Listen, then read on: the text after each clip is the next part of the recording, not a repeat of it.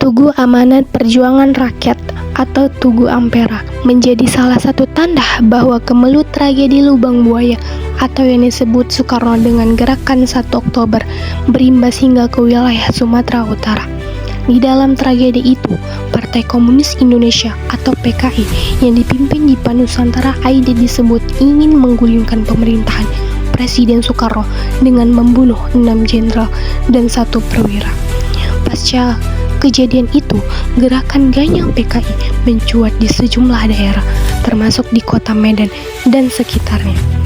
Tugu Ampera pun menyimpan kisah tersendiri tentang peristiwa itu. Kampung Kolam atau yang sekarang lebih dikenal dengan Desa Kolam, desa yang terletak di Kecamatan Percosetuan, Kabupaten Deli Serdang, Sumatera Utara, memiliki sejarah panjang. Bahkan tempat yang satu ini dahulunya memiliki sejarah kelam yang tak luput dari ingatan masyarakat. Ya, tempat yang satu ini pernah diduduki oleh PKI yang mana peristiwa besar terjadi, yakni pembantaian para pahlawan Republik Indonesia pasca kemerdekaan.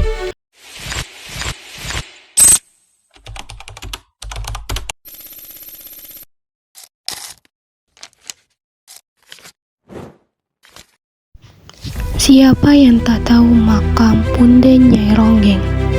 Kalau belum tahu, sini aku bagi tahu info tentang makam Punden Nyai Ronggeng yang terkenal itu. Kuburan atau makam Punden Nyai Ronggeng ini selalu saja dikaitkan dengan hal-hal mistis dan horor.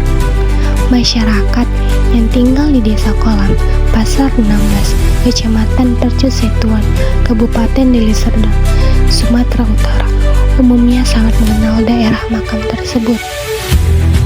Konon katanya, makam keramat Punden Nyai Ronggeng yang dianggap sebagian kalangan penuh aroma mistis terdapat di Dusun 16 Desa Kolam, Kecamatan Percosetuan, Kabupaten Deli Serdang, Sumatera Utara. Kuburan keramat itu cukup lumayan jauh dari pemukiman warga sekitar. Namun, untuk dapat menuju ke lokasi, pengunjung harus melintasi jalan setapak yang cukup sulit dilalui kendaraan roda 2. Biasanya pengendara menggunakan kendaraannya hanya sampai di lokasi di bawah kelapa sawit milik PT PN 2 yang jaraknya cukup masih jauh dari makam yang dianggap keramat itu. Nah, kemudian mereka juga harus berjalan kaki terlebih dahulu untuk menuju ke makam tersebut melalui bedeng-bedeng petak sawah milik warga sekitar.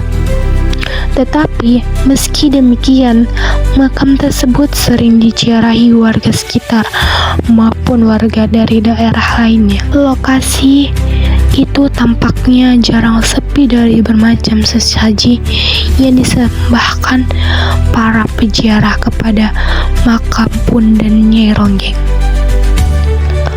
Konon ceritanya, gadis cantik yang masih berusia belia itu memiliki nama asli Siti Aminah.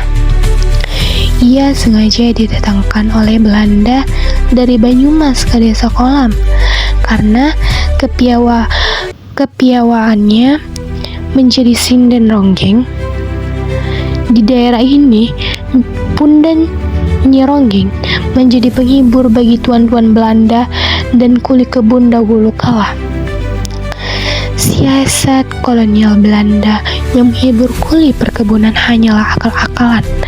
Tujuannya tak lain tak bukan hanya untuk uang gaji kuli kebun kerap ludes seketika dan mereka akhirnya tetap terikat dengan kontrak perkebunan. Akibatnya, para kuli Belanda itu hidupnya melarat karena habis digunakan untuk menyaksikan hiburan yang berbau erotis. Tarian Ronggeng dikenal lahir dari kisah kebencian selangit Dewi Rengganis. Pada sekalangan, lelaki itu diperagakan Punden Nyai Ronggeng dengan melik-likan bokongnya serta kemolekan tubuhnya di hadapan penggemarnya. Di daerahnya, perkebunan milik Belanda itu.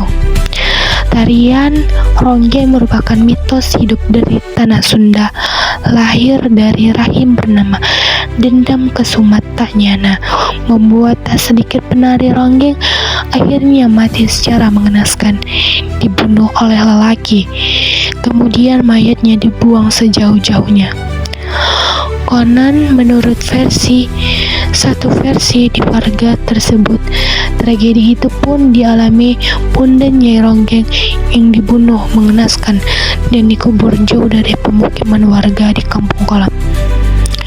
Kisah dendam berkalang tanah itu akhirnya menumbuhkan mistisisme sang Bunda Nyai Ronggeng terhadap kaum Adam.